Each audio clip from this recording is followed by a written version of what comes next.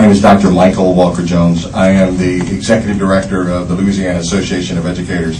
To keep it simple, we were going to speak to all three bills dealing with the K-12 teachers. Everything we've heard so far, and we appreciate Representative Cortez's movement to try to combine as much as possible to get at it. The one point that we want to make first is that we would also like to see as clean a bill as possible with this understanding. Again, teachers are looking for clarity, and it's not a matter of them trying to retire and again come back to work, especially in the realm of being a substitute, simply to earn a second check.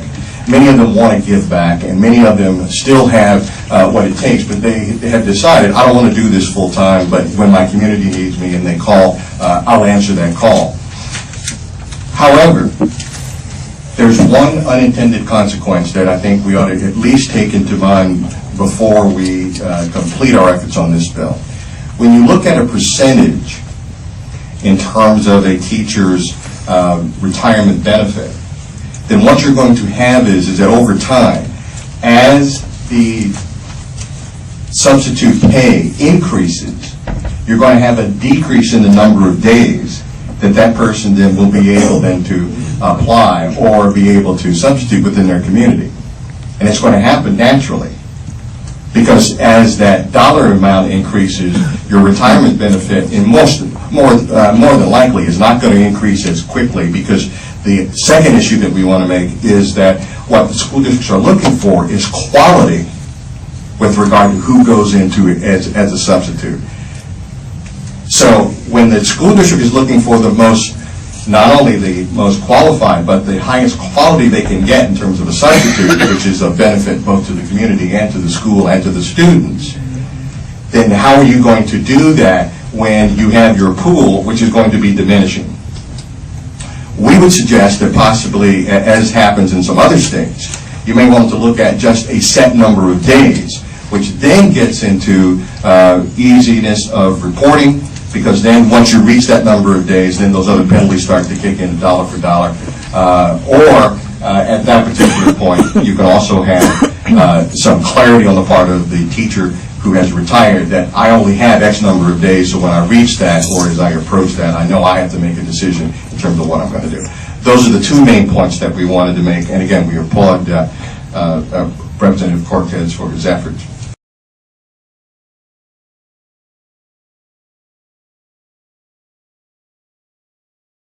I only want to make 2 points.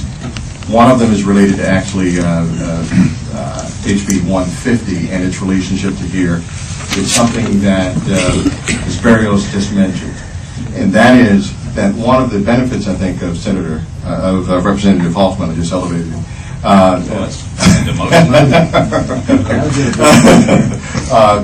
One of the benefits of his bill is that it is all-encompassing in terms of its definition, because the definition, once we get over to 150, you're going to find that it is extremely complex to do what Ms. Barrios just said, and that is, even if you're a teacher, if you want to go and do an adjunct position, you're still barred from that, because all of those, because she was in TRSL, and then TRSL has the same restriction would apply at higher ed.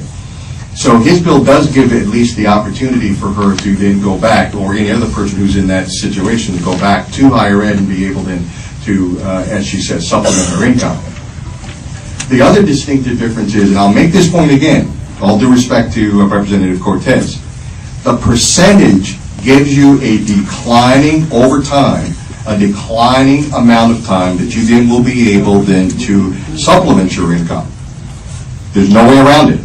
What happens is that as the salaries go up, then your amount of time that you will be then able to go and substitute declines. That becomes extremely accentuated when you look at a person who is a teacher in, let's say, K-12, who then wants to become an adjunct professor. Because the salaries might be higher there for that adjunct, okay, you reach that limitation faster, and as those particular salaries go up, again, you are barred then more and more from taking those positions, because you have reached that 25% limit simply because of the increase in the salaries. So I would encourage you then in all of these to take a look at the percentages in terms of its unintended consequence. But we will still be very much in favor, in particular, of Representative Hoffman's piece, which is all encompassing. I'm speaking on behalf of LS United, which is one of our affiliates at the Baton Rouge campus. The faculty had a session yesterday who were members of LS United to go over this particular bill. So what I'm about to give you in terms of information is really coming directly from the faculty at LSU.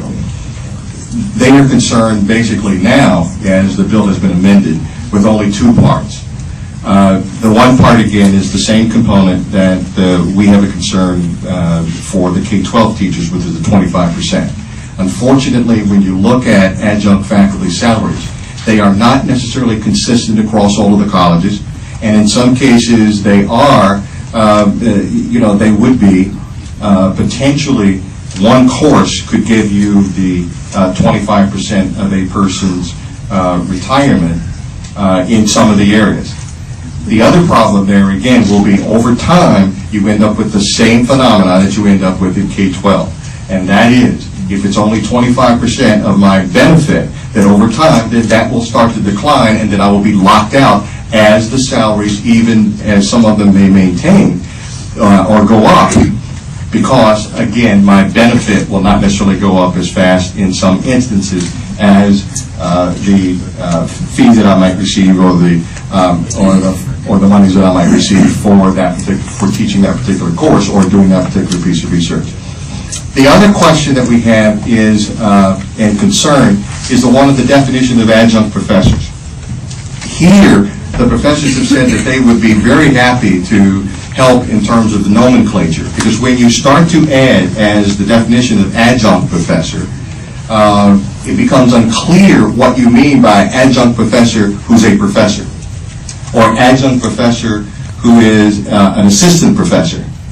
And you then start to confuse, I think, the entire scope of the rehiring aspect, because now we don't know whether that means adjunct professor who's a visiting professor, which is one particular whole category, an adjunct professor, I think, as was mentioned earlier, who might be a professor emeritus who is teaching one course. And so, as you can see, the definitions, according to the nomenclature that is used at the higher ed level, begins to get confusing. So we would be very respectfully request that there's some work that should be done in terms of looking at that, especially using the nomenclature that's standard at the higher ed level.